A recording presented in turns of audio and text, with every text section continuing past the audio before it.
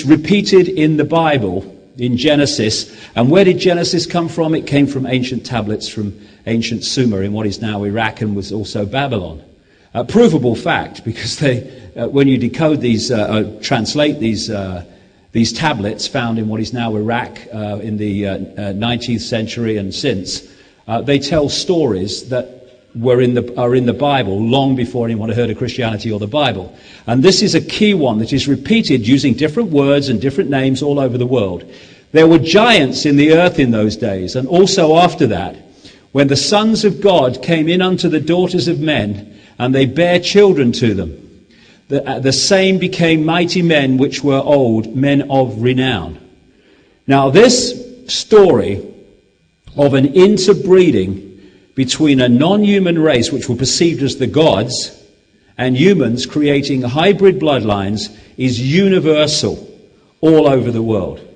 And it certainly can be found in enormous abundance in the Indus Valley, now of course called India, that area, and in Sumer, which also became Babylon, and what we now call Iraq.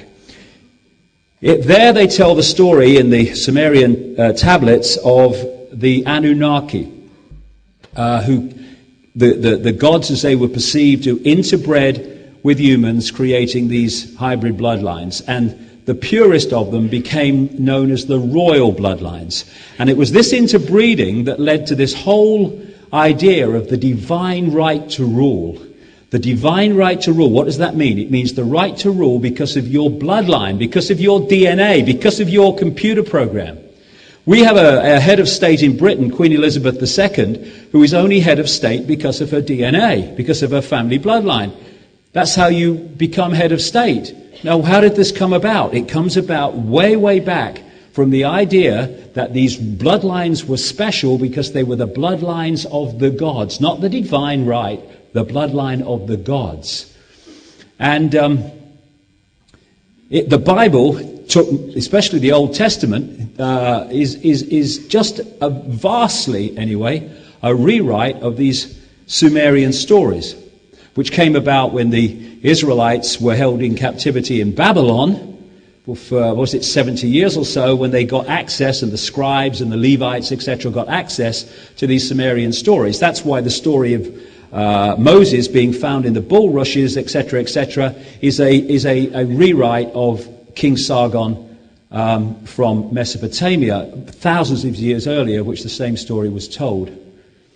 So this land, the land between two rivers, Mesopotamia, which became Sumer, an incredibly advanced culture. It's what even mainstream historians call the cradle of civilization, but it wasn't. It was the re-emergence of some sort of civilization after the cataclysmic events. And Sumer kind of came out of nowhere very, very fast. Didn't kind of build up to it, or there's no evidence of that. It just came out of nowhere and later became Babylon, and it's now Iraq. Now, these bloodlines that came out of Sumer, I mean, these hybrid bloodlines were seeded all over the world, but these ones here really are, from my research over 20 years anyway, the real important ones in terms of the bloodlines and the families that are in control of the world today, or are trying to be in complete control. They have not made it quite yet. And the invasion of Iraq is not just for oil. It's not just for this, it's not just for that. It's for many, many reasons combined. But one of them is, it's this land, Mesopotamia, is of immense historical and spiritual, as they perceive spiritual, importance to these bloodlines, because that's effectively where they came from. And these bloodlines, I mean, you know, humanity was affected by this interbreeding as it expanded out, of course, but there were key ones that were much more pure, in the sense that the genetics of the gods was much more powerful within them than the general run of the population. And over the centuries, these bloodlines moved out, where they became the kings and the queens and the rulers, wherever they went, out into northern Europe. And they were the bloodlines that created the Roman Empire. Wherever these bloodlines went, empire. There was the Babylonian Empire. There was the Roman Empire. Then they located massively in Britain, and we had the British Empire, and so on. And the French Empire, because they peopled the whole of Europe. Now, through They became the European royal families and aristocracy. And still are, those that remain, but when, as they were the aristocracy all around the world, the Habsburgs, for instance, are among these bloodlines. But when people started reject over control by royal dictatorship, these bloodlines, although some stayed in over royal situations like the royal family of Britain, etc., most of them moved out into what I call the dark suit professions. They became the politicians, the lawyers, the bankers, the business people, and they controlled that way. But they are still to themselves royal bloodlines, the bloodlines of the gods. And as they expanded through the British Empire and the other European empires, they expanded the bloodline all over the world. It existed all over the world anyway because of this interbreeding was global, but these particular Sumer ones were very, very important in terms of the royal lines. And they had the colonies all over the world in their various forms. What then happened was there was a sleight of hand which appeared to be good for the people, but actually not the way it works out. There's two types of control. There's a control you can see, touch and taste, communism, fascism, apartheid, whatever. And in that situation, at least the people know where they stand. They're in a situation where they have no freedom, and they can see at least one level of who's denying them their freedom.